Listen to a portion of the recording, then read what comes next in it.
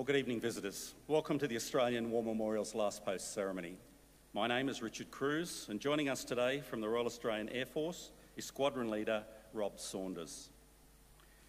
We warmly welcome Miss Yamila Osorio Delgado and the accompanying delegation who are in attendance this evening. We welcome the veterans who have served, those that are still serving, and the families that love and support them. We acknowledge the members of RSL and Services Clubs Association, RSL Victoria and RSL Queensland, who are watching the broadcast of this ceremony across Australia. During this evening's ceremony, wreaths will be laid at the base of the Pool of Reflection by visitors and students on behalf of the Rotary Adventure in Citizenship program. Australia's Federation Guard is a tri-service ceremonial unit of the Australian Defence Force. They provide a ceremonial presence at civil and military events and during visits to Australia by foreign dignitaries. The Guard will now dismount the catapult party from the tomb of the unknown Australian soldier within the Hall of Memory.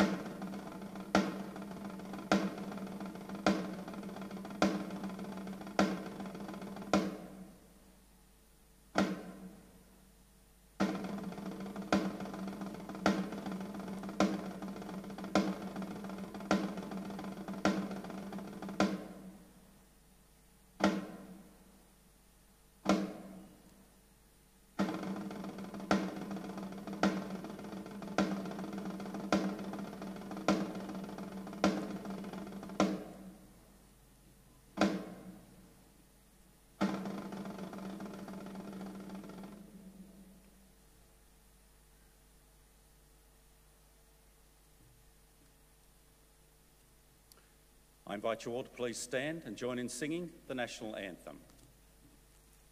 Catapult party 810. Catapult party present. Arms.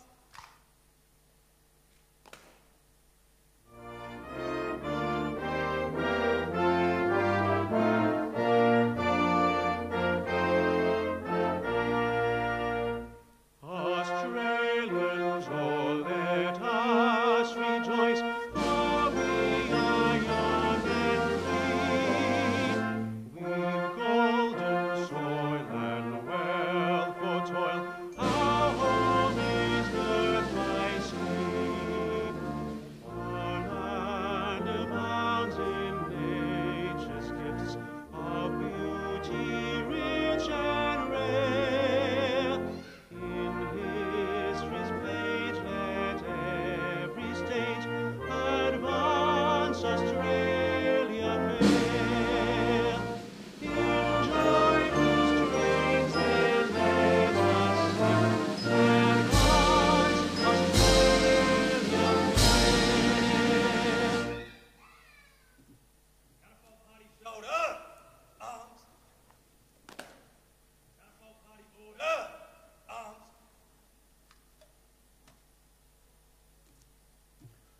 Ladies and gentlemen, if you're able, please be seated. The Australian War Memorial was the vision of Charles Bean, Australia's First World War official historian. Bean landed with the Australian troops on Gallipoli and stayed with them at the front through to the end of the war. The idea of this national memorial and museum came to him at Pozières, France, in the depths of the bloody fighting of 1916. Bean's idea was that this would be a place where families and friends could mourn loved ones buried in faraway places. It would also be a place that could help all Australians understand what these men and women had endured and what they had done for us. Bean's vision, to which we remain true, is best expressed as inscribed in the entrance to the memorial's galleries. Here is their spirit, in the heart of the land they loved, and here we guard the record which they themselves made. Tonight we'll read the story behind just one of those on the Roll of Honour, which lists the names of more than 102,000 men and women who have given their lives for us in war and on operations for more than a century. But first we present a lament, Flowers of the Forest. Reeds and floral tributes will now be laid at the base of the pool of reflection.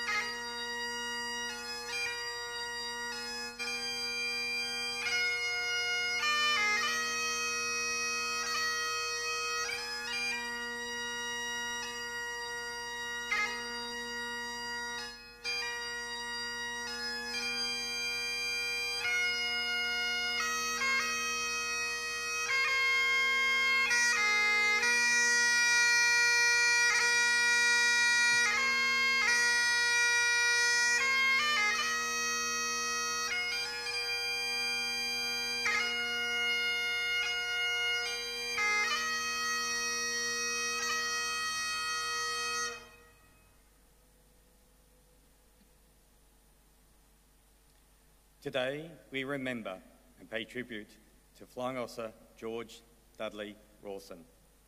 George Dudley Rawson was born on the 10th of March 1924 in the Sydney suburb of Leichhardt, the son of George and Annie Rawson. On the 9th of October 1942, at the age of 18, Rawson enlisted into the Royal Australian Air Force. After initial training at Bradfield in Sydney's north and Temora, north of Wagga Wagga, he began training as a wireless air gunner at Parkes and Port Pirie in South Australia. In late 1942, Rawson sailed from Australia for England, where he continued his training and received a promotion to the rank of Flying Officer. In November 1944, he joined the Royal Australian Air Force's Number 467 Squadron. Number 467 Squadron was part of Bomber Command and flew Avro Lancaster heavy bombers, principally in nighttime raids on German targets in occupied Europe.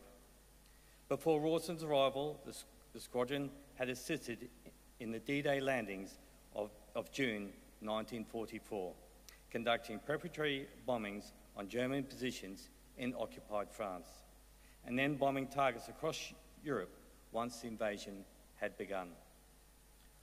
On the 4th of December 1944, 17 days after joining his squadron, Rawson took part in a nighttime bombing raid on Heilbronn, an important rail hub in southern Germany. Rawson served as a wireless operator in the Avro Lancaster O for Oboe, which took off shortly before 5 p.m. As Rawson's aircraft approached its target, it came under attack from a German Junker 88 fighter aircraft from a night flight squadron. O for Oboe's pilot, Flying Officer John Plumridge, immediately commenced a corkscrew manoeuvre in an attempt to shake off the enemy attackers. The tail and mid-turret machine gunners opened fire on the enemy, successfully warding off the German aircraft, and the Lancaster continued on its path towards Heilbronn. Soon afterwards, however, Rawson's aircraft came under renewed attack, this time from Fighter Afe Oberlieutenant Peter Spodden, a German pilot responsible for shooting down 25 Allied aircraft during the Second World War. Spodden's attack damaged O for Oboe's engines, which burst into flames. As the Lancaster rapidly lost altitude, the crew were ordered to parachute out. O for Oboe crashed into farmland in Minchheim, west of the Rhine River in Germany, and exploded on impact, leaving a 2-metre deep crater and a burning crash site. The only member of the crew to survive was Flight Sergeant Penman, who had parachuted from the plane before it crashed. He spent the remainder of the war in a German prisoner of war camp. The rest of the 7-man crew, including George Rawson, died on impact. George Rawson was 20 years old. Today, his remains lie buried in Dornbach War Cemetery in Bavaria, where nearly 3,000 soldiers of the Second World War now lie. His name is listed on the Roll of Honour to my left, amongst almost 40,000 Australians who died while serving in the Second World War. A photograph of his headstone is displayed today beside the pool of reflection. This is but one of many stories of service and sacrifice told here at the Australian War Memorial. We now remember Flying Officer George Dudley Rawson, who gave his life for us, for our freedoms, and for the hope of a better world.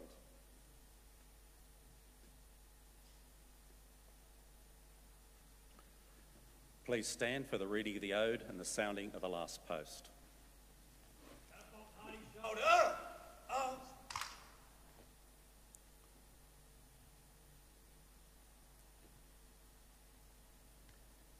They shall grow not old, as we that left grow old. Age shall not weary them, nor the years condemn. At the going down of the sun, and in the morning, we will remember them. We will remember them. Catapult party present. Arms.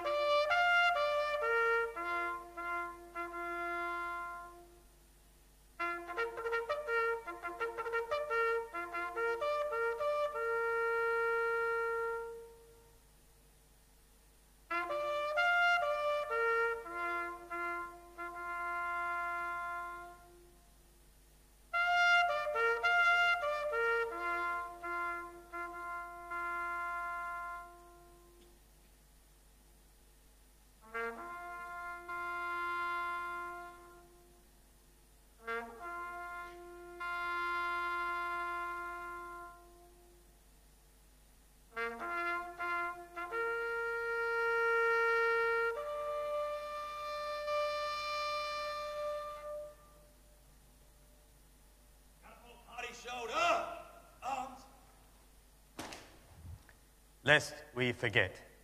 Lest we forget.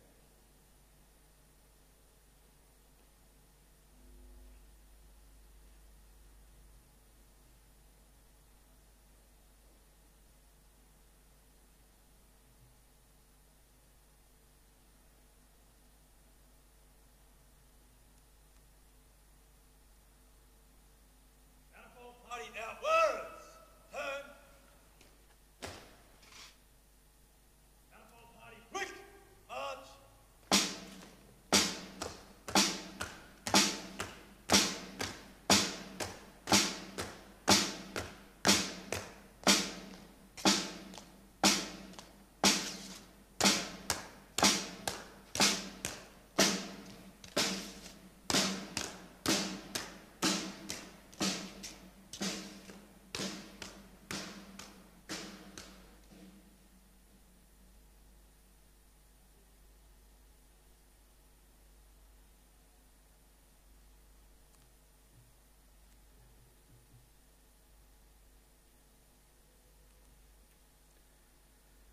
We leave you this evening with the words of the memorial's founder, Charles Bean.